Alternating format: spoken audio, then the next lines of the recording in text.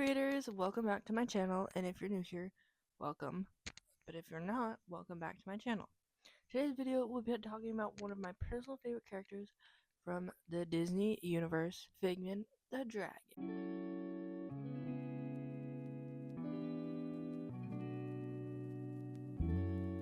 Now, since we're talking about Figment, let's get into something that's more much better.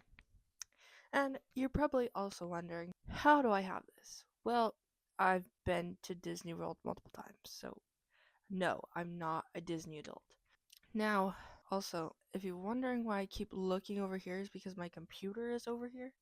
So I kind of need to look at my computer to read the information. Now, you're probably wondering why I chose Figment. Well, I chose him because I don't know much about his history, and I was curious to learn. That's why.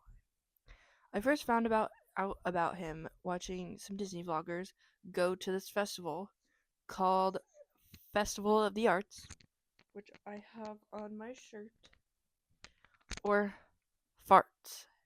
Farts, as some people call it. This is a festival that Disney World at least celebrates, where they celebrate everything art, from animation to food to painting,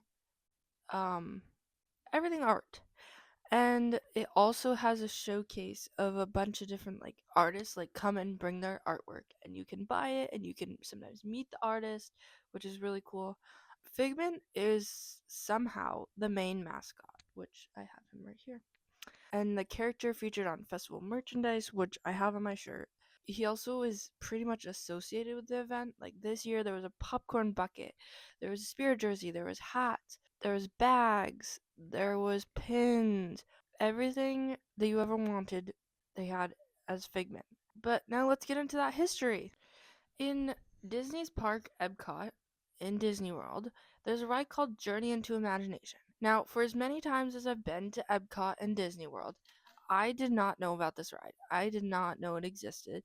I just thought it was this giant building that you met characters in. I didn't know that this existed until the last time I went. It's not the most popular ride, but it's it's there. Since its opening on March 5th of 1983, it's featured a purple dragon named Figment. The development of the ride started after Disneyland's project in Discovery Bay during the 1970s. The project was to be centered around science, featuring a host named Professor Marvel, who would be accompanied by a small pet green dragon. The ride would have been a Victorian moving theater ride. On this sort of ride, a vehicle moves through set pieces like a theater. Although the project in Disneyland did not come to light, it inspired Imagineers to come up with a similar idea for Disney World's Epcot. After some changes, the scientist later became the Dreamfinder, while the dragon became what is now known as Figment the Purple Dragon. He was a creation of ideas from the Dreamfinder, making his name fitting for the dragon to really be a figment of the imagination. Duo Tony Baxter and Steve Kirk were set to create the new dark ride for Epcot. Tony Baxter was born on February 1st of 1947, growing up in Orange County, California. He witnessed the growth of theme parks, as well as growing up alongside Disneyland. His love of Disney came from his weekly visits with Walt from the Disneyland TV program.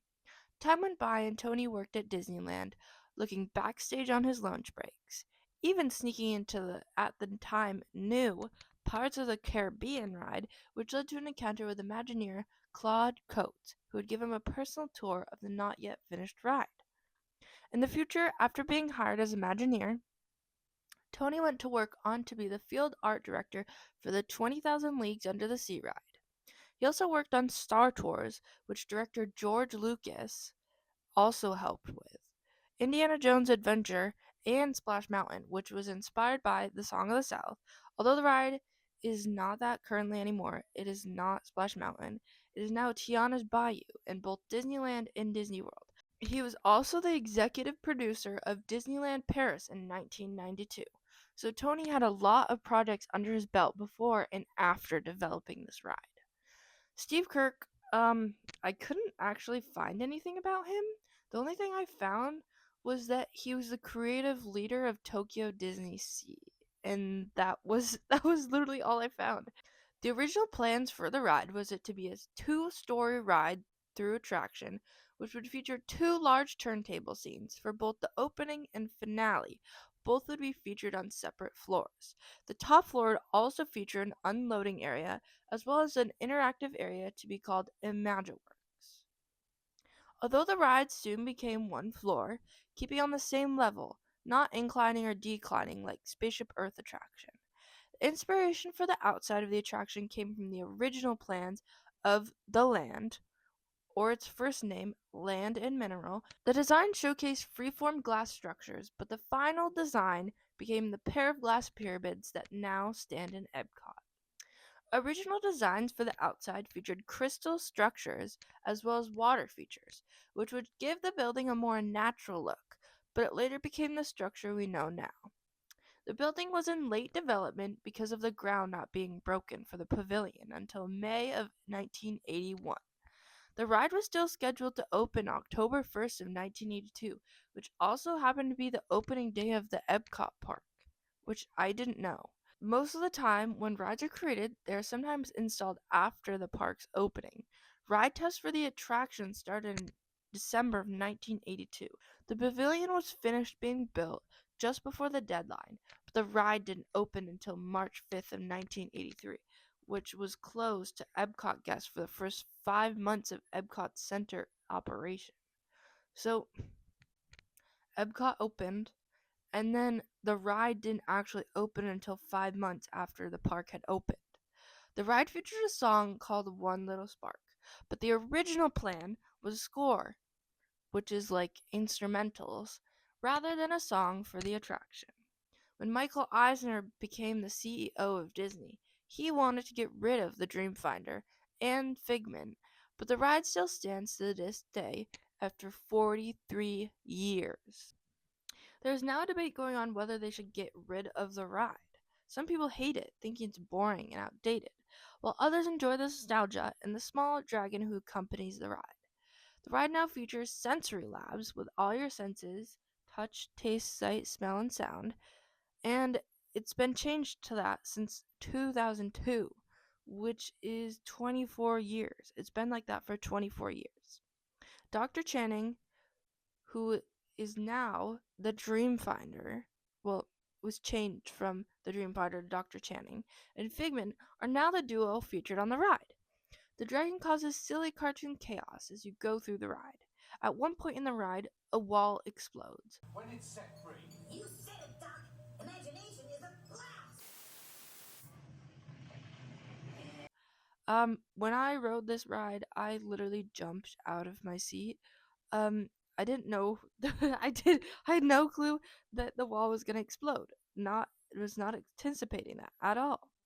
The ride still features the catchy earworm that is One Little Spark though, which was not something that was changed. It's cute as well as air conditioned, which is really nice and kind of hard to find when you're at Disney World, especially in Florida. Sure, I do agree, it is a bit slow and outdated compared to other rides in the park like Frozen Ever After, but I think it still has its charm. It's a nice message about using your imagination. That's probably one of the biggest things about Disney is using your imagination, which is great.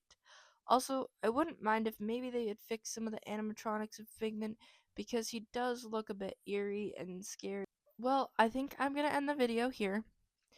Comment down below if you've ridden this ride, if you'd like to see another video like this, maybe some Disney history about the parks.